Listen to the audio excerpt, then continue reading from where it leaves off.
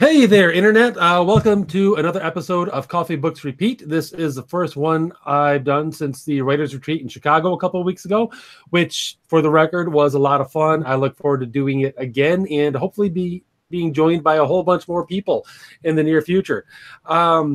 Today, I am joined by, you may know her as Eowyn the Fair on Twitter, or you may know her as Dernhelm, however you choose to refer to her. Today, we'll be calling her Eowyn.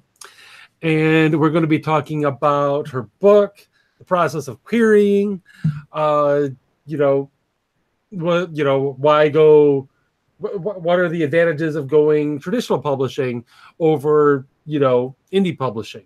Because we've talked about the advantages of going to indie publishing. So we're going to give the other side a hearing here over on Coffee Books Repeat. While we're talking, you are free to join us on YouTube. Look for Gingerman Editorial. You'll find it there, or you can go to Twitter and you can just click on the link that I posted there a few minutes ago. So, with all of that said, Eowyn, how you doing? Doing good. All right. Got my tea. I'm ready to go.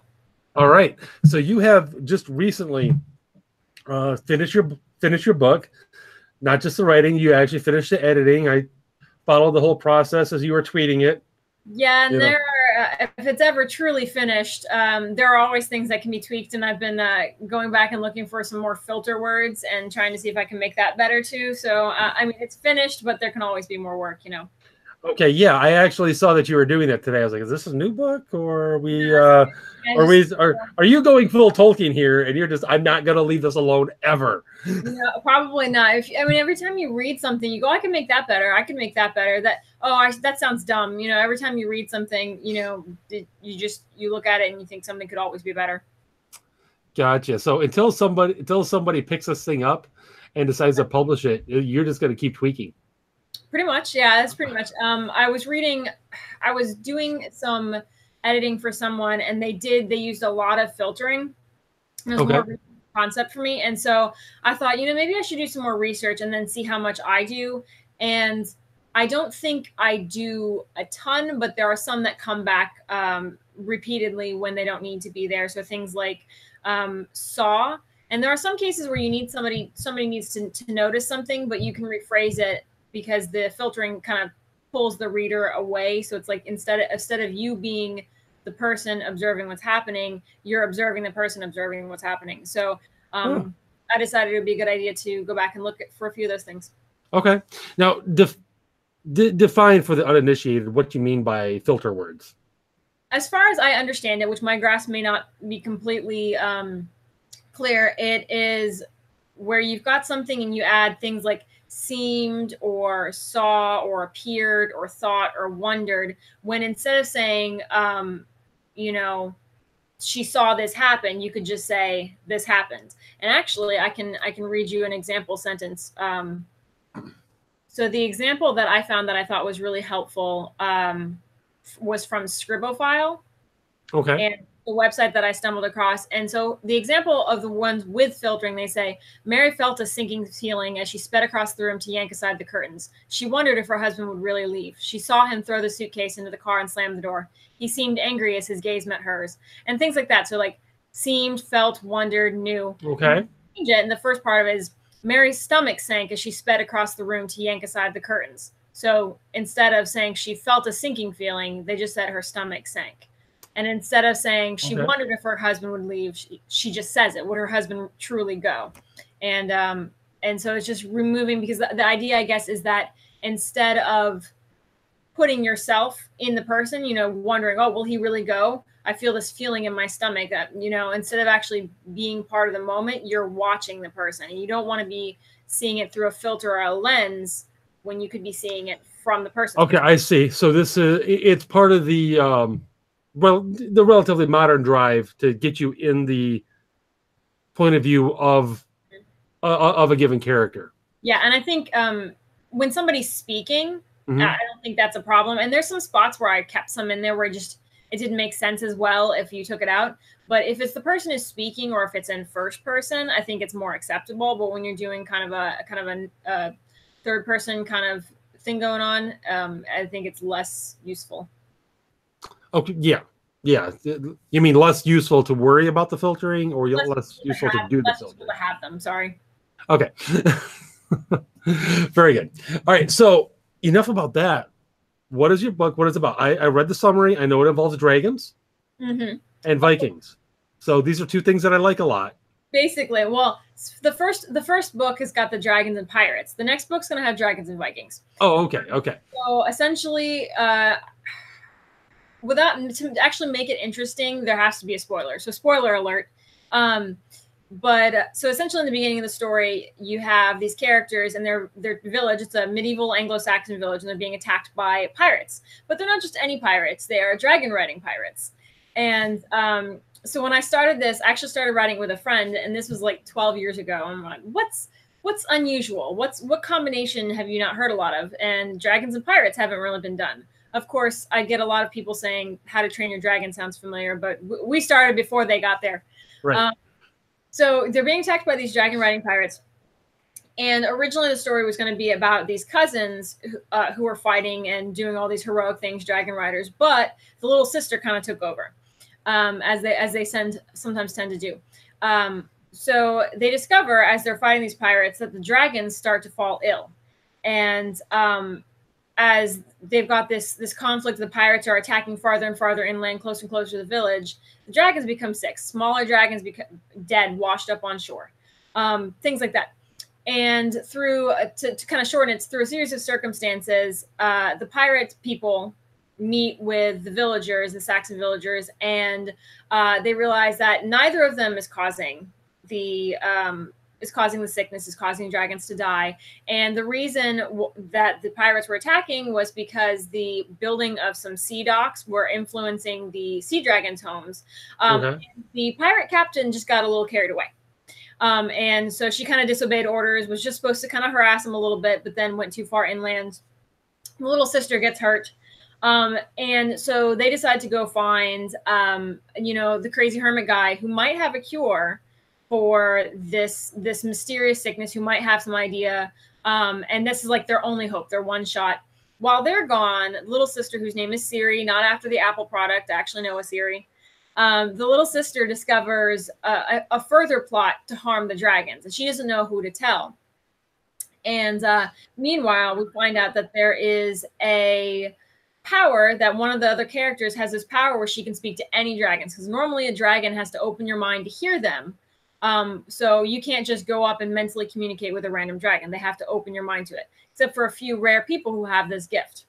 And so using just the brief earliest start to this gift, she communicates with the dragon, says, "You're in danger." One of them takes her to where her brother is.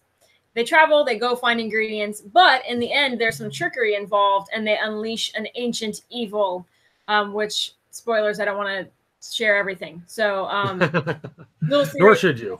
Has to save the day, or try to save the day using some. Uh-oh. You froze up there, Eowyn.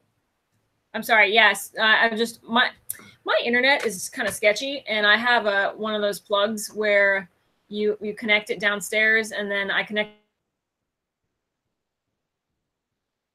I don't know how it works exactly, and I adjusted it, so it blinked out. Sorry. Okay, so understand that may happen from time to time here. So I hope not. I'm gonna put my phone on top of it, make it stay, maybe. Well, hopefully it stays. It doesn't block any signal or anything crazy like it should be good now. I was adjusting because it's kind of in my way, and I didn't want to knock it out, and then I knocked it out. Should be good. Okay. All right. So long as we're gonna be good, that's fine. And even if it's not, we'll endure. We'll push through. Yeah, so okay. So you've finished this. Now you mentioned you started this before at least How to Train Your Dragon 2 came out. I think I don't remember what year the first one came out, but we started it like 12 years ago. It was a while. Oh, wow. My friend and I started writing it together, and the opening chapter is based on some stuff that she wrote. So we were kind of working together. We had a couple, like a chapter and a half, 2 chapters written. And so the very first chapter is based on something she wrote. I edited it some to make it sound more consistent. Okay. But I tried to keep it kind of in her honor. And we stopped because she moved back to South Africa, and we didn't see each other very much anymore. So. Oh, wow. Yeah. So, moved back to South Africa. So that's far away. It was very far away from Florida. Now, who did you say this was? I'm sorry. Just a friend, a good friend of mine. Just a friend. Okay. All right. I kind of missed it there. I wasn't sure if it was like a sister or something. It's like, No. okay. Just All a right. friend. Friend who now lives in South freaking Africa. Okay. Yeah, well, that's where she was from originally. Her Right. her parents were missionaries and they traveled different places. And okay. so they'd be in and out, but they haven't been back in a while, so I haven't really seen her much. So I would do without you. It's cool though. I mean, that's another tangential Tolkien connection there with the whole South Africa thing. Really is. But so this was before How to Train Your Dragon, at least before How to Train Your Dragon 2, when you had dragon riding pirates. So what was the inspiration for this? Was it just because it's like no one else has done this yet, so we're gonna do it, or was there something else that kind of fed into it? I think it was primarily that we thought, what could we come up with what hasn't been done before? Because you look, there's so many stories about dragons and different things. Mm-hmm. And so part of that, and I think at the time Pirates of the Caribbean was real big. And so we thought, dragons we really need together. And I think that was about it. I had played around with a different story of fantasy that I had kind of messed around with a little bit, few years before, and then kind of discarded that, and then got talking with my friends, and that's kind of what we did. Okay, so now that you are done with the mostly done with the editing and everything, save for minor tweaking here and there, you are actually shopping this thing around and try to go the traditional publishing route. If I'm correct, I want to at least try and have a significant try, before going any other route. Okay, now first, why did you decide to go the traditional publishing route? I kind of wanted to see if I could. And okay. Things where it's like it feels, not that indie writing is not legitimate, but it has that extra stamp of approval when you've gone through the process and you've had publishers and agents and stuff looking at it. I also like the idea of having being able to see a book in a bookstore as long as they last, and being able to know, hey, my book can be on, available on Nook or Kindle or whatever, as well as just being a physical book. But I thought that would be really neat just to also have some of the advertising power too that publishers have behind them as well. And I mean, I know plenty of people that I knew prior to my Twitter things where they've done stuff online and like through Amazon, and it's neat and it's a great idea, but I just kind of want to try the traditional first.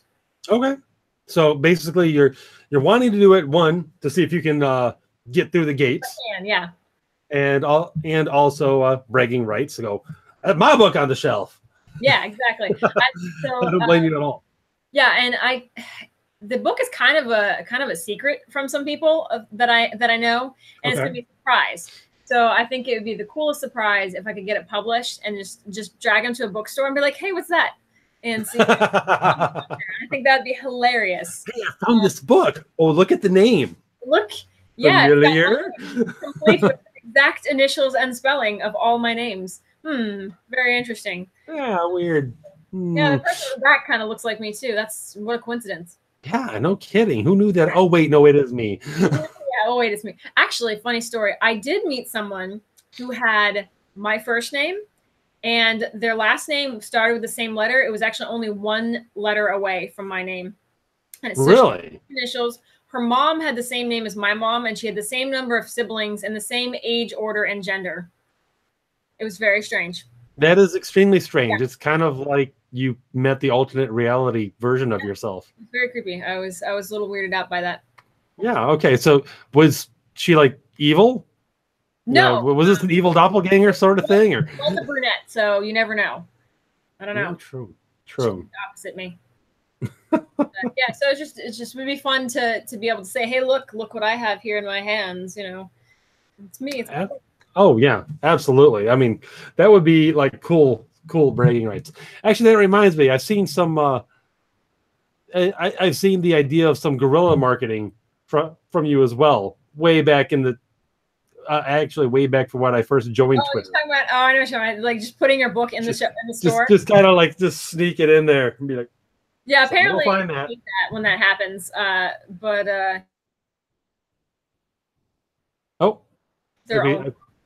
I think I think you bumped the internet connection again. I touched it to check it out of habit, and I probably messed with it. I won't touch it anymore. I heard somebody, some author somewhere went in and like signed their book.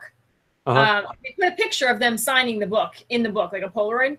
Right. But authors have tried to do things like that before, apparently, and the bookseller doesn't like it because obviously the book has been defaced, and you don't know if it's the real person signing it or not. So, you know, I like the idea of the just tossing your book in there. It makes me giggle, but I don't think I would do that because they would be very upset with me. That's probably true. They might track you down and be like, "Don't do that." But it's very confusing for the poor person at, you know, operating the register at the front. It'd be some good free publicity though. You know, local author sneaks book into bookstore, causes mayhem. You know, free, yes. You know, sometimes bad publicity is better than no publicity, right? Yeah, it's entirely true. And just make sure you include a little, somehow work in a snippet of when you're going to do book signings. Yeah, book signing. I don't know, the local coffee shop or something, you know. Exactly. Yeah. All right. So you're querying. So how does this process work? So I mean, I am by no means an expert at all any of this, and actually, I was recommended to get this book. Okay. And it has a ton of stuff in it. But this is the new version. I think comes out. The 2019 version comes out like the first week of September. And the book has a lot of good information on it, and it includes information on current literary agents and publishing companies and things, and gives good examples of querying and bad examples of querying. So the biggest thing that I've kind of taken away from the research that I've done is that number one is that you're going to have to personalize it. Because you want to find out different publishers want different things. So some of them want to be contacted only by email because they want to save fees, and they only want contacted by email. And some of them want you to send your whole book or 3 chapters or nothing when you first send it to them. And they like to know that you've done your research, you've done your work, everything is formatted, 12-point font or whatever. And some might have different requirements, but most of them is like, okay, indent this way, put your chapter heading halfway down the page, all these different things that is so tedious to do. And just spacing out the chapters when you've got a bajillion chapters is there's a lot of different personalization that goes into it. So kind of my suggestion is to write a generic kind of a thing, and then do some research, because they like to know that, okay, well, the agent that you're querying, because usually you query the agent that you're querying, well, she's married, so she's Mrs. Don't accidentally call her the wrong thing, or maybe it's a woman and her name's Ryan, Okay. So you don't want to be Mr. Ryan Smith when it's a woman, any research at all. And personal connections are good, or if you've enjoyed their books, you should know. And this is where I have to do more research, because sometimes it's hard to find, like, oh, I remember liking this book, but I can't always find who published it or what the popular publishing of it was, because sometimes it's published multiple times. So finding out, okay, well, I really like this book that this agent did this work on, and someone suggested actually checking acknowledgments of books you like and of other books that are popular, because sometimes they'll acknowledge the agent in the book. Okay. But the personalization is a big thing. Avoid things like saying that yours is going to be the next Harry Potter, because Harry Potter wasn't the next Harry Potter when it was being queried. No, it wasn't. And, things like that, and just trying to be teachable and learning as much as you can without being arrogant. And don't sell yourself short. This is good because my story is unique because, but make sure it's actually unique when you're, talking about it. I think dragons being poisoned is pretty unique, but there could be something I don't know about. Yeah. So, I mean, I'm not going to go and say, oh, there's nothing like this out on the market anywhere, because there could be. I just could have missed it. Right. But they could have gotten 5 poison dragon submissions in the last week, and you just don't know. Yeah, maybe they didn't. You know. And so, or even just the disease, the idea of a disease affecting a dragon is not terribly common. But so that's one of the biggest things that they seem to say is, don't, make sure you've done the work, and don't be arrogant about it, that it's going to be the best seller. And you don't talk about money till later. You just say, hey, here's what I've got. I'm interested in representation thank you for your time, and here's my 1-page query letter, and and then you'll find out whatever they want specifically when you do your research. Okay. Very cool. Now, have you heard back from anybody yet? I know you haven't been querying long, so. No, I only sent one out. And it was declined. Okay. Which is, in some ways could be like a notch on the belt. Yes, I had one that was declined. You got to get used to it because it happens. Yeah. But I'm going to be doing. I just submitted my thing today to the Pitch Wars crew, and so they don't want you to be querying while you're working with Pitch Wars. And yeah, so I was just double checking on that today. So they don't want further queries, no new queries. If you have something out already, that's fine. But they don't. Now, you threw out Pitch Wars. What is Pitch Wars? As far as I feel like sometimes I'm missing something, but as far as I understand it, the briefest, I never want to say that I know everything because I'm like, I always miss something, or I feel like I miss something. So the idea is that you pitch your book using their website, using their platform, and they'll ask you like, what's the word count, genre, age category, and then you'll send them the query letter. You'll send them a 1-page synopsis of it, and then you'll send them the first 10 pages or a full chapter, whatever is longer. Okay. So you send that to them, and then they will have you'll also pick some people who you would like to mentor you. So you go on their website and you research the different mentors have wish lists of things that they're looking for. So some people, one of the ones that I submitted to was like, we don't want anything about like hospital rooms type of sickness. So I cleared the dragon thing with them. The dragon sickness is good unless we're in a dragon hospital, but they're good with it otherwise. So you pick up to 4 mentors that you would potentially like to work with, and the form will submit it to them, and then they can decide whether they want to mentor you. And there's some Twitter stuff that goes on in between all that, and I'm not quite sure exactly how that goes into play just yet. But eventually, if you get chosen, then they'll work with you over the next few months to really hone your book so that it can be ready for querying and potentially being pitched to an agent. And there are agents, some of them in the mentors. It's different people, published authors, agents, all kinds of people in there, people who just mostly just want to help and be useful and like reading new things. And so some people have gotten publishing deals out of this after the Pitch Wars event has been over. I don't know all of them, but I have read that has happened. And so I thought it would be an interesting idea. So you are competing with other people in order to get a mentor. Is that correct? Okay. So basically you're like, I want this person, and then they decide. Yeah, you can select up to 4. And each mentor can only pick 1, and some of the mentors are actually working in teams. So some of them it's 2 people picking 1 person to mentor. So you might end up with 2 mentors to work with. Okay, cool. And now is this once you've won your mentor? Is this something you pay for? Is this free? It's free. Everything is volunteer. I would imagine that some of the ones who are agents might offer services after the fact. But I don't honestly know. I was asking people today about that. I don't think there's any, it sounds too good to be true. But I don't think there's any ulterior motives. My husband was kind of skeptical, like, okay, what do they get out of this? But it's just people who like to read and read new things and want to help as they have been helped. A lot of them, you'll see in a lot of their bios, they'll say, oh, so-and-so mentored me and really helped me, and now I've gotten a book published and I want to help other people. Oh, well, that's very cool. It does kind of sound too good to be true, but yeah, I think that's awesome. So you've already got your notch in the belt, your first rejection letter. Yep. Now I'm curious, was it a form letter, or was it like helpful?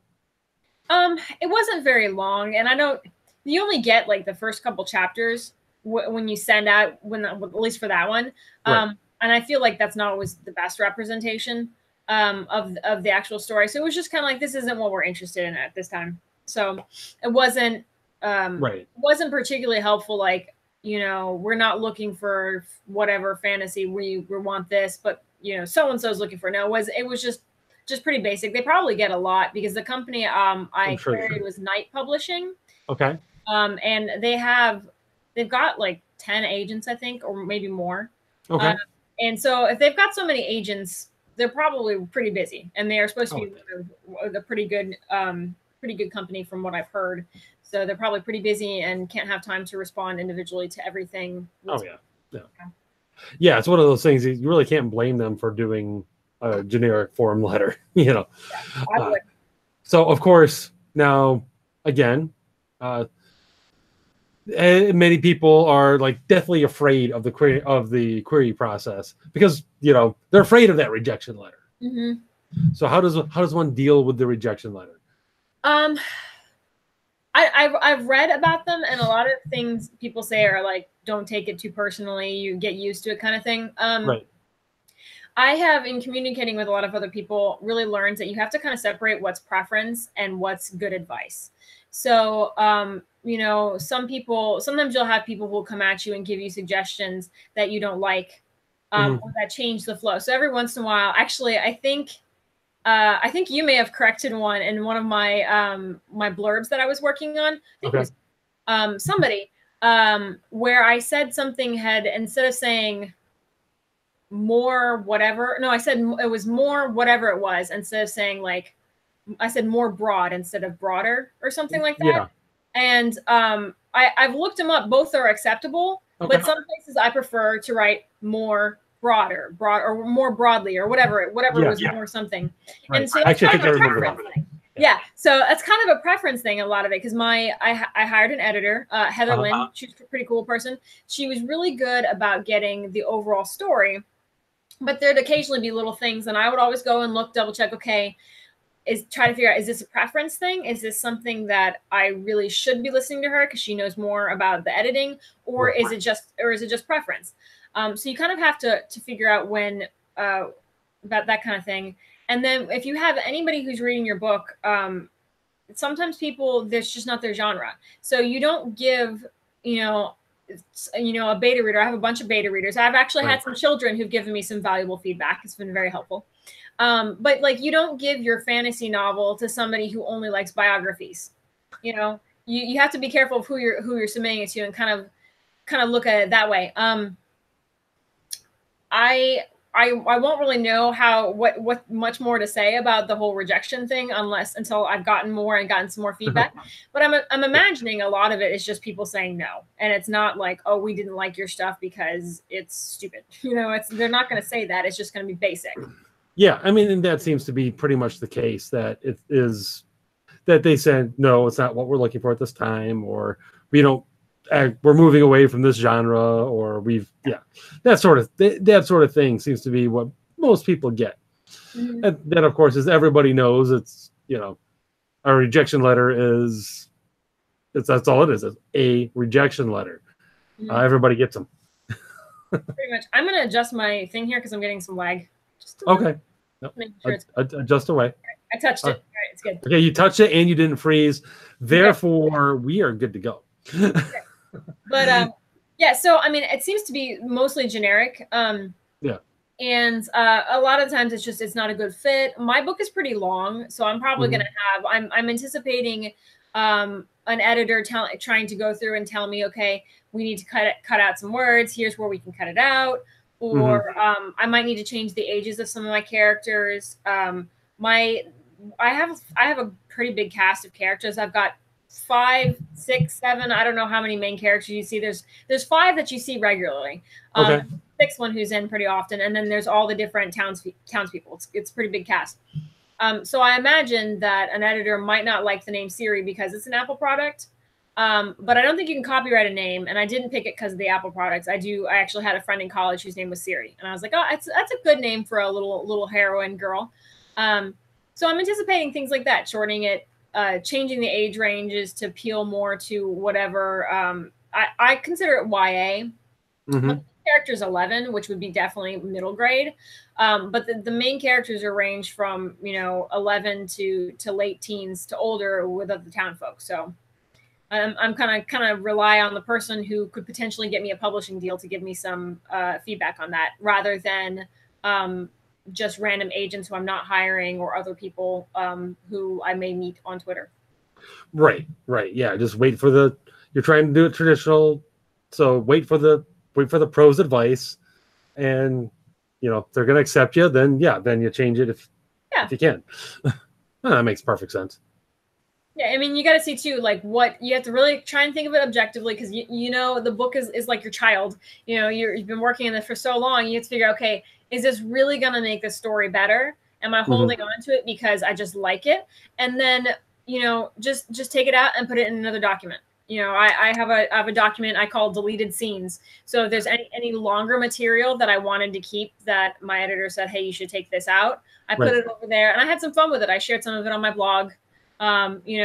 Just things that I thought that I liked that were important, that could be fun extra stuff. Oh yeah, absolutely. And then you can always mine that later. Yeah, and then if it's necessary, no. If not, it's a like a blooper. Yeah. So it either becomes a blooper reel or it becomes a story element, like how they're pulling from deleted stuff from Force Awakens to make Star Wars Episode 9. Yeah, and you find material that's generally good. Most of the stuff that I remember her wanting to take out, was a conversation that didn't fit as well, that slowed things down a little bit, could have been combined with something else. Okay. Things like that. But generally nothing super huge, just smaller chunks. Okay. Well, cool. Well, hey, really good luck with the whole querying thing and getting the publisher and getting your book on the shelf. And you know what? I think we skipped over what the book's name is. Oh, well, okay. For the moment, I'm calling it The Speaker of Anglorum. Okay. And Anglorum's the land. It's basically Latinized England because they are the Anglo-Saxons. Right. And one of the reasons actually why I wanted to actually start writing this was because I like the character of Eowyn and the culture of Rohan and Lord of the Rings, but there aren't a ton of distinctly Anglo-Saxon things in literature, at least not that I'm aware of. There might be, but there's medieval stuff, but not things that I think of, oh, this is definitely Anglo-Saxon. There is one that I'm eager to read when I get some of this other stuff out of the way, called The Circle of Ceridwen, but that was the only one that I could find that was really distinctly Anglo-Saxon, that seemed to be longer and more of a young adult or adult kind of level. So that was one of the things that I wanted to do. And then I read Harry Potter for the first time a couple summers ago before I read this project out, and I was like, I think I could do that. I could write a story. And so the land is called Anglorum, and the character, there is in the lore, there's another culture. They're essentially Picts, and people would know the Picts because of the people who would paint themselves blue before they would go into battle. Right. And so we don't know actually a ton about them, and that's one of the reasons why I chose the culture. Also, their language is related to Welsh, and Welsh is a really cool language, so I can make them speak in Welsh sometimes. But in their society, there was legend that this great dragon was thrown down, and one of the dragons made a sacrifice to help them defeat the other dragon. And one of the things he did was he put part of his consciousness within his rider, and that is what kind of caused the bond of man and rider. And every generation there is born what is called a speaker, and it's up until now has always been a woman, because the first one happened to be a woman. And actually, in Pictish records, there is a higher frequency of women's names appearing on boundary stones and things like that than in other cultures. So this just accidentally fit together really well. And so there's what's born was what they call a speaker. And the speaker is the person who can speak to all dragons. Right. She doesn't have to wait for the dragon to initiate contact. And usually their power is stronger. They can speak to multiple dragons from farther away, things like that. And but normally it's just in this one culture. And you'll find out that, spoilers, little Ciri is also a speaker. And because she has an ancestor that was from this island that had passed on this DNA. So she's the only speaker in Anglorum that we know of. And she also has this amulet that one of her ancestors stole that was supposed to amplify the power of the speaker. And so she accidentally comes into contact. So through this series of events, Ciri, in a series of events, she comes into kind of develops her power without realizing it. So that's why it's called the Speaker of Anglorum. In my Twitter polls, people were not too keen on the name. Some people were just like, it's okay. But like I say, if there's an editor that comes up with a better name or a publisher that comes up with a better name, I'll go with it. But that's what I'm calling it for now. Right. Oh, Awesome. Well, definitely, if you get if you get that thing published, you will definitely let us know so we can go out and No, it'll be on Twitter all over the place. and buy obviously at least one copy, maybe more. Yeah, please, copies. Yeah. So awesome. That's cool. Yeah, that would be a ton of fun to go to Barnes and Noble and tell my kids it's like, hey, I know this person. yeah, it's always fun. I teach music students. I teach all kinds of things. Oh, right. Yeah. So I've used some of them as guinea pigs. Most of them haven't finished the book, but I've used some as guinea pigs and gotten feedback. And it's always funny too, because the ones who've read are like, that would be really cool because I can be like, I know her. But also I know some of the piano publishers, some of the writers of piano books. So every time there's something in the book, I'd be like, I'm going to go tell her. Well, I'm going to tell her what you said about her song. And they're like, what? And it's kind of always fun to have that like, oh, kind of know that person. Oh yeah, that's always fun whenever you can do that. But now you've mentioned something else to me called Realm Makers. Yes. Yeah, and there was recently a conference and everything, which unfortunately you weren't able to go to. No, I was not. But what is this Realm Makers thing, and why did you want to go to this conference? Well, Realm Makers, as far as I understand the scope of it, is a Christian creative group. Mm-hmm. And so obviously not everybody's going to agree on everything, but it's kind of a safe place for creative people who believe in God to get together and talk about things. So we talk about nerdy things. Sometimes the posts are writing related, a lot more, and then sometimes they're just nerdy stuff. And funny memes or whatever that we share. This is a Facebook group. Yeah, it's a Facebook group. Right. And it's been really nice because sometimes you'll get most people on Twitter have actually been fairly nice, but sometimes you'll get into places where you don't see eye to eye, and people are just not very nice about it. I'm like, they can't agree to disagree. So that's been nice. It's a rather large group, and they do have a conference every year, which I found out too late to go to the conference. This year was in Missouri, I think. But they have, just like any other writers conference, they have speakers and giveaways and T-shirts and writing different clinics, workshops, whatever. And so I heard that this year's was pretty successful, and they had some really well-known speaker from some other group. I don't remember her name, honestly. So it's been a pretty cool group. Awesome. Yeah. So it's on Facebook, and okay, cool. So I assume there's all kinds of writers at different stages of the projects there, and okay, you can get your advice, get into writer's block or whatever it is your various issues are.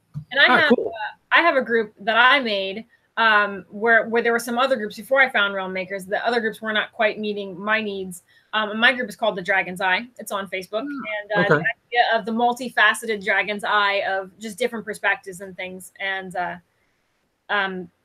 people are welcome to join if they want to. It's just another fun writing group on Facebook. Pretty cool people. You really can't have enough fun writing groups on Facebook or Twitter because and people are tired of you sharing your silly memes, and you can go to another group and share your silly memes. Well, exactly. See, it's like they're brand new again. They are. You can giggle all over again. Yeah, exactly. It's like telling the same stories that you told a million times, but it's brand new because you never met this person before. Guilty. My husband tells me often, "You've already told me this." I'm like, sorry. I know myself. It's good for being a teacher. You repeat yourself a lot. That's true. I would imagine you would have to. Okay, so are you just a that comes out wrong. Are you a music teacher, or do you teach other things as well? I just do music. I have a degree in music education. Oh, cool. And I taught music in public schools for about 5 years, just different things. I was at one school for 3 years. And as much as I enjoyed it, the school where I was having me teach out of my certification, which it was a tough class to begin with, but it's also out of your certification. You're not supposed to teach for more than 1 year. So I'm like, nope, not doing that again. So now I teach private lessons. Okay. And I teach pretty much everything, most things, in fact, and I can coach on anything because I'm certified K through 12, so I can teach pretty much anything. And so I do, and it's kind of nice because I can work part-time. I'm actually adding a day, so it's not as part-time as I might like it to be. But I'm I work part-time. It's nice because then I can, run errands and I can do other things and maintain my house and play with my birds and do other stuff and not have to wait for the weekend to go do all those things. So it's kind of nice. Ah, very cool. Now, do you do just, I assume, like face-to-face lessons, or do you incorporate the internet at all into your, It depends upon what it is. Sometimes it's hard to do remote lessons. I've done some. It works okay for piano, not so much for violin, because then you can't see everything because you're playing violin and your arm is up here and then you've got your other hand here and I can't see both things at the same time. Yeah. Okay. So I mean, I've done a few where like kids were absent or out of town and they wanted to do a Skype lesson or FaceTime lesson instead, coming in person, and that actually works pretty well. And I do use a lot of apps. The kids love the apps and various iPad things as well as like card games and stuff that are musically related. Well, very cool. So, do you have like a primary? What's your primary instrument that you play? Clarinet is my first instrument. Okay. But I'm also pretty proficient at piano. And I can play all the woodwinds. And not so great with bassoon. I don't have one. But I can play all the woodwinds moderately well, clarinet being my primary. And I can play violin, and I'm certified to teach all the things. But I did take violin for a while. So clarinet and piano are probably my top two. Okay, so you are a writer. You teach music. You play a number of instruments. Yes. And if I recall seeing on the Twitters, you occasionally write a song and sing as well. On occasion, I don't think I'm pretty good at lyrics. Like I've done composition stuff. So like, if you check out my YouTube channel, I think it's just AO on the Fair. But if you, that's what it's been. It's been that way for a long time. I have things that I've written, but most of it's instrumental. I only have one that I've written that has words, and I was randomly inspired one day. And I still think the words are kind of goofy, but I still like it. So I'll record various things so you can see that if it's something you want to see. But most of the stuff that I do is playing other people's things and just messing around. Okay.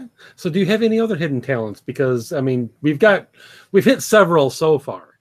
I can draw. So you can draw as well. Yeah. Okay. So everyone pick. You can either be jealous or impressed, or maybe both. Generally crafty things. Like I feel like my hands have been blessed to be crafty. Generally things, as long as that's good kind of crafty. But I've right. generally been a creative kind of person. My parents were members of the Society for Creative Anachronisms. No kidding. And yep, so they did all that stuff. We did Ren fairs and we did all kinds of whatever reenactments and things like that. And my mom had a degree in humanities. My dad had a journalism degree, taught English. So we've always just kind of been around. And my dad and mom both did music things as well. So we've just always been kind of creative and just in general. So I was surrounded by that. My dad could draw fabulously. He did some amazing things. So it's kind of in the genes a little bit, as well as just being surrounded by it. Awesome. Well, that is a ton of fun. And I'm actually a little jealous just that you got exposed to the Ren fairs and everything at a young age, because I've only been lucky enough to go to a couple, but man, are they a blast. They're pretty cool. The only thing about those is that sometimes you get a lot of things that some people's just excuse to dress poorly and like be a fairy. Yeah, there's that. there is that. But one of the cool things is the only, I think it was Penzic. There's a big event that they hold every year, and they go down and they have a battlefield and they have a battle. And they have, my dad did a lot of Roman stuff. So he had Roman armor, and they did medieval stuff and they did Roman stuff. And so they go and they'd have a battle. They didn't use real swords. They used like sticks with like foam duct tape wrapped around them and stuff. So they do all that kind of stuff. And they had, there's kingdoms and nobility and stuff like that. So it was a cool thing. I had a rather whimsical childhood for the most part. So this whole thing, the whole thing with the medieval setting, that whole culture and everything, that's deeply ingrained in you. Yep, that's my thing. I really Awesome. is. And I remember, I think I read Lord of the Rings at like 10, and one of the earlier epics that I remember reading was Stephen Lawhead, and his I forget what the name of the actual trilogy was, but it had Taliesin, Merlin, and Arthur. So like all those things were big parts of my childhood, and I was homeschooled for a while, and I did a lot of reading, and that's kind of my thing. Oh yeah, well, yeah, if you're homeschooled, you do a lot of reading. I mean, that's that's part and parcel. As an English teacher, you do a lot of reading. Oh yes, yes, Teacher, yes, indeed. take this book. and this book and that book, and you know what? These 12. I used to go and just like peruse his library sometimes. Like, I'm looking for something to read. What should I read? And then just pull something off his shelf. And he's like, "Here, read The Legacy of Herat." And I'm like, "All right." And it's kind of a dark, it's kind of Beowulf-ish, kind of a dark fantasy type thing. You know, he just pick up stuff that a lot of people might not know. And yeah, you know what? Maybe that reminds me. I should actually maybe I should give one of my kids Beowulf to read next time they ask me. Yeah, I actually it's on my shelf right over there. I actually quote a line from Beowulf in my story. Oh, cool! Kind of a nod. Now, since we brought up Beowulf, just randomly here, do you have a favorite translation? I mean, Tolkien did one, didn't he? He did. In fact, I've got that right over there. I honestly don't know. It's been a long time since I've actually read through it. Mm-hmm. And the last version I read was probably whatever was in the English textbook that I had. So I don't know, but I generally like Tolkien. So, you know, his stuff's good for me. Yeah. Oh yeah, definitely. I haven't actually read Tolkien's translation yet. The only one I've actually read is the Seamus Heaney one that came out many years ago now. That may be, I mean, that's the name sounds familiar, so that might be the one that's in the textbooks. My dad had textbooks lying around, so sometimes I'd pick them up and look at the short stories and things like that. It's entirely possible. What? It's entirely possible. That one made it like a really big splash too. It was widely available, and that seems to be the one that everyone knows these days. I'm honestly not familiar enough to be able to speak on the differences. I'd have to. Yeah, me neither, to be honest. It's been quite a while. I mean, I think the last time I saw something, I didn't see any of the recent movies, but the last time I saw something that was Beowulf related, I think it was a Star Trek episode. And they were like caught in the holodeck version of Beowulf. So that was the last time I think I've looked at that, but it's okay. It's on the list for re-examination. Beowulf via Star Trek. Yes. Okay. It's good. It's good. I did not know that this existed. I'm mildly intrigued. I think they get stuck in the holodeck, and which happens from time to time. I think it's a sort of Voyager, and the doctor in Voyager, I think, might have been playing Beowulf. Either that or one of the other guys was Beowulf, and they get caught in it. So it's kind of fun when you get those crossovers where you get to be exposed to something via something else. Oh yeah, yeah, and that is kind of a Star Trek trope. Like, you can guarantee at some point during pretty much any Star Trek series, they will time travel. Yeah. And they'll get stuck on a holodeck. Yeah, generally, or there'll be something that becomes sentient that shouldn't be sentient, and it comes after them, like Moriarty or somebody. Yeah, there'll be an energy being, or, heck, go all the way back to the first movie, with Viger. Yeah, just all kinds of. They use some tropes, but I like it. That's good. Yeah. There's nothing terribly wrong with that. It just makes me laugh sometimes. That's all. Yeah, especially when you can see it coming. I watched an episode of Supernatural the other day, and the episode was actually called "Jumping the Shark." And so, oh gosh, which episode was that? I've watched them all. I don't remember the names. Season 4. Spoiler alert if you're not in season 4. This is way back. Okay. Way back, but I'm catching up through all the seasons. But it's the end of season 4, and they discover they have a brother or half brother. Yes. It's actually like a goblin or something, and like he really was a brother, but the goblin took him over. But they called the episode "Jumping the Shark," and I giggled about it a little bit. Yeah, and here they are. They're going into season 13 or 14 now. I think 14. Yeah. Yeah.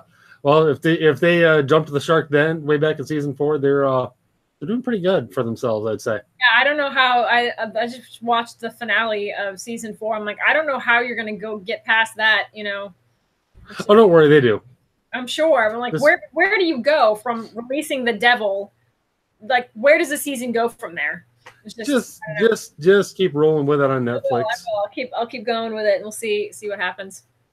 Just to warn you, from about season 6 up to season 10, it's mostly just Sam and Dean doing stupid stuff and lying to each other about it. Isn't that what it's been up till now? It's been most of what's up till now. Trust me, it's way worse. That becomes the essential plot point, not just something that happens. Wow. Okay, that's something to look forward to. Then I will not tell my husband because he won't like that. Yeah, it gets frustrating after a little bit, but you know, I'm a trooper. Once I become loyal to something, I pretty much just stick with it until the bitter end. I have a completion issue. I like to complete things when I can, so sometimes I don't start things because I know I'll want to complete them on occasion. So, you know, things have to be full and complete. And yeah, so when I get caught up in a series, I have to finish it, even if it's not fabulous. There are very few times when I have not finished things. I'm pretty much the same way. That's part of why I never picked up Wheel of Time. Oh yeah, I have like that on my shelf. I need to read it. It's on my list. Yeah, it'd be something that's like, okay, I've read it. Now I have to finish it. And am I gonna die before I get a chance to finish this? How many books are there? I don't even know. It's a good amount, and but you know, I'll eventually go and finish it. It took me 1 2.5 tries to finish the Silmarillion, and that was dense, but I finished it. It is very dense. I've yet to expose my children to the Silmarillion, but my oldest, we've gone through The Hobbit and Lord of the Rings together. Nice. And I'm working on we're kind of about halfway through Two Towers with my 10-year-old. So nice, very cool. We're getting there. Yeah, I mean, they have the Silmarillion on audiobook. Yes. Much to my chagrin, my husband doesn't particularly like to read a lot, but he remembers things really, really well. So he'll go and he'll listen to the Silmarillion on YouTube, where there's somebody who recorded it, or put it up there, and he'll listen to it, and then he'll remember all these details. I'm like, I do not remember that. So it's kind of fun. We have these lively Tolkien discussions sometimes where I don't remember something. I'm like, all right, tell me what it is. We had a debate the other day, not him and I, but I dragged him into it because I wanted his opinion of whether Eowyn could have killed the Nazgul without Merry's help, because Merry stabbed him in the knee with the barrow blade, which could have been part of the catalyst that like removed the tether of his soul, whatever, I don't know. And so the question was, could she have done it? She technically struck the killing blow. Could she have done it without him? And could it have been Legolas, since he's not really a mortal man? You know, good point. You know, or could have been Gimli. It just said no man can kill me. So could be mankind. Right, because they even brought up that Hobbit that Merry wasn't a man because he wasn't part of the race of men. They actually specifically brought that up in the book. I had to go and interrogate my husband about it. And like, all right, tell me what you remember. Some other stuff, but you can find the Silmarillion on YouTube, or I think YouTube's where he found it. And sometimes it's easier to listen to sometimes that way. True enough. And I actually have the official audio version. Nice. As well, read by none other than Martin Shaw, who that's the only thing I know him from. Really? Okay. I'm like, I don't think I know that name, but cool. No, that's literally the only thing I know him from. And well, it's a good reading. If you've heard the audio versions of Lord of the Rings, it's not nearly as good as Robert Inglis. Robert Inglis remains the best reader that I've ever heard. And he did Lord of the Rings? Yes, he's the guy who did Lord of the Rings for the audiobook. I can never remember who does what audiobooks. I tend to prefer to read books. I mean, when I was a kid, I liked to, so like I think I listened to The Secret Garden about a bajillion times when I was a kid. But most of the time, if I can read a book, I prefer to read it and hear it in my own voice. Also, when you have people who mispronounce names, sometimes the readers will mispronounce things. So I was listening to Another Kingdom today, and there's a character whose name I'm pretty sure is supposed to be Sergei, but they keep calling him Serge. Oh yes. And I'm like, I'm pretty sure that's Sergei. Like, what's the Russian guy? Sergei Kislyev or whatever his name is. Yeah. You know, I know what you're talking about because I've listened to that as well. No, and it annoys the heck out of me. And he said something else instead of saying a satyr. You know, like the goat guy satyr. He said a satyr or something. I'm like, no, I can't do it. That is odd. And the reason I specifically say it's odd because the writer and the reader work very closely together. Yeah. So that they would that one or both of them didn't know how to say it or wasn't caught till later. So I'm like, okay. So sometimes I don't like that. You have mispronunciations, and I have a lot of homeschool friends who will just mispronounce things because they've either never heard the word and they've only read it, or because the person on the audiobook mispronounced it. And so that frustrates me a lot. So I'm like, I'll mispronounce my own words in my head. Thank you. That does happen. In fact, Martin Shaw on the Lord of the on the Silmarillion reading, he mispronounces Iluvatar. What does he say? Iluvata. No. Yes. No, that's one of my friends. One of my homeschool friends said that way. She's also the one that said. Well, that's why. Yeah. What did she say? She mispronounced Aragon, and I can't even remember. I think she said E-Ragan or something. I'm like, really? E-Ragan for all your online ragging. Oh my gosh! I think I've heard somebody else pronounce it that way recently. And I was like, what? What are you even saying? I don't even. It took me a minute to process it. Oh, that's what you mean. We should ask him about it, because Paolini is really nice. Like, I'm going to be a fan of his forever, because if you follow him on Twitter, he is super nice. You can tell he loves writing and he loves dragons and he loves his fans. And he's just like the nicest guy. He'll reply to you and he retweets cool. all the time. I asked him a question one time and he answered. So we should ask him, because I have this theory that he got the name Aragon from mistyping the word dragon. And because it's right next to the key on the keyboard. So yes, yes, it is. I'm wondering, so I'm going to ask him about that sometime. But yeah, I think my friend said E-Ragan or something. My husband always makes the joke, it's E-Ragan for all your online Ragan needs. So it's the E version of Ragans. I don't know. This is how my mind works. E-Ragan. That works. That works for me. All right, Eowyn, we are about out of time here. So do you have any final thoughts about either this? Let's see if I get this right. Speaker of Anglorum, or anything else that we've talked about. Anything else you'd like to add? I mean, not really. I would appreciate if any of my beta readers are listening, if they would give me feedback even along the way is nice.